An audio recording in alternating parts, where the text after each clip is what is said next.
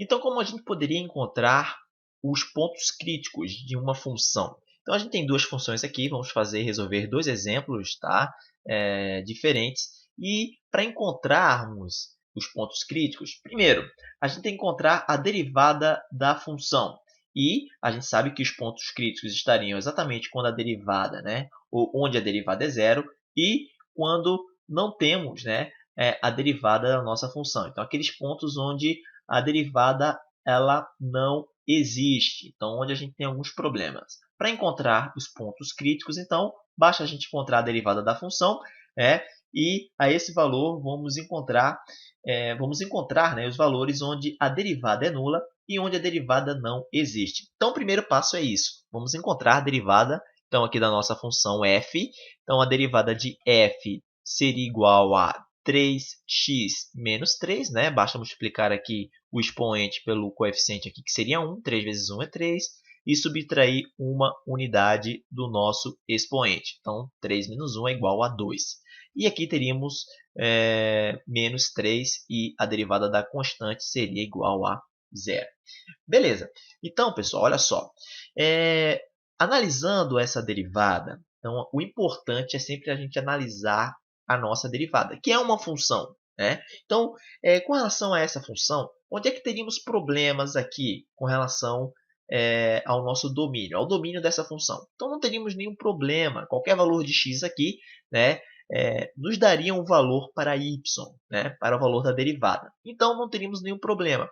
E essa derivada se anula exatamente se a gente fatorasse isso aqui, ficaríamos com, colocando em evidência aqui o nosso 3, ficaríamos com x ao quadrado menos 1. Então, isso aqui nada mais é que 3 multiplicado por x menos 1 e x mais 1. Então, você deve concordar comigo que quando x é igual a 1, isso aqui seria igual a 0 e iria anular toda a nossa derivada. Quando x fosse igual a menos 1, também iríamos anular toda a nossa derivada, toda a nossa expressão. Então, temos aqui os pontos onde a nossa derivada é igual a 0. Ou você poderia pegar aqui o 3x ao quadrado menos 3 e igualar a 0. Encontrando as raízes dessa equação, você iria encontrar x1 e x menos 1. Então, eu estou dizendo para você o seguinte, olha só o que a gente acabou de encontrar. Estamos dizendo que em menos 1 e em 1 aqui, levando em consideração o eixo x aqui, teríamos algum probleminha acontecendo. Esses valores seriam pontos críticos. E esse problema a gente ainda não sabe analisar. Eu não sei se em menos 1 temos um ponto cujo valor da função é de mínimo ou o ponto é de máximo. Mas esse ponto também poderia ser um ponto de inflexão. Lembram disso? Então, uma reta tangente aqui cuja declividade é 0. Todos esses pontos aqui, a declividade da reta tangente é igual a 0. Da mesma forma, estaria acontecendo em 1. A gente não sabe se o 1 é um ponto máximo, mínimo ou ponto de inflexão. Isso a gente vai aprender quando aplicarmos o teste da derivada primeira. Ok? Beleza. Da mesma forma, a gente poderia resolver o nosso segundo exemplo aqui. Vamos encontrar a derivada dessa função. A gente sabe que g de x poderia também ser escrito dessa maneira. X elevado a 2 terços. E a derivada de g de x, ficaríamos com 2 terços. Então, 2 terços multiplicando por 1 aqui, ficaria com 2 terços. Isso aqui multiplicado por x elevado a menos 1 terço. Iríamos subtrair 2 terços de 1. Isso aqui nos daria menos 1 terço. Beleza. Reescrevendo isso aqui, ficaríamos com o seguinte. A derivada de g de x nada mais é que 2 dividido por 3 multiplicado pela raiz cúbica, pela raiz cúbica de x. Então, aqui estaria a nossa derivada. Analisando o domínio dessa nova função, que é a nossa derivada, você deve concordar comigo que o domínio seria todos os reais, com exceção do zero. Por quê? Se o zero fosse o valor de entrada aqui, teríamos uma indeterminação do tipo 2 dividido por zero.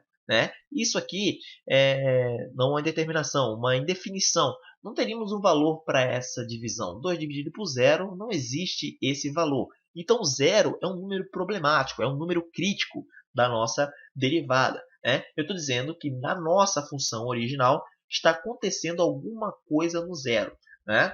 E analisando, isso aqui seria um ponto crítico. Então, olha só, aprendemos a encontrar ponto crítico. Por quê?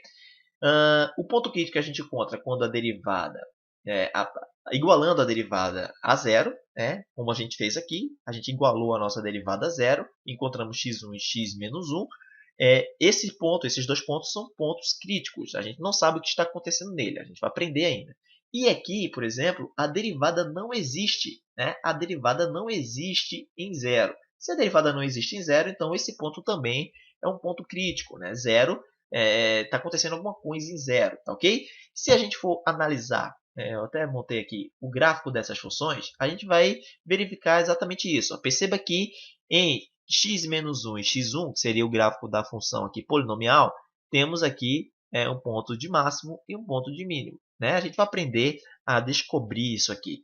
E o nosso gráfico que está em azul representa exatamente o gráfico dessa função aqui. Okay? Então perceba que a gente tem uma quina aqui também em zero. Né? Justamente foi o valor que a gente encontrou que teria problema em zero. Ok, pessoal? Então, perceba, né, que são esses passos aqui que nos fazem encontrar, que faz a gente encontrar, né, os pontos críticos, tá ok? Então, na próxima aula, a gente vai saber a descobrir, né, se um ponto ele de máximo ou de mínimo, tá ok? De máximo ou de mínimo, ou também se ele é um ponto de inflexão, aplicando o teste da derivada primeira. Então, espero vocês na próxima aula. Aproveitem para se inscrever no canal, né, para receber as atualizações dos vídeos e também conheça o nosso site.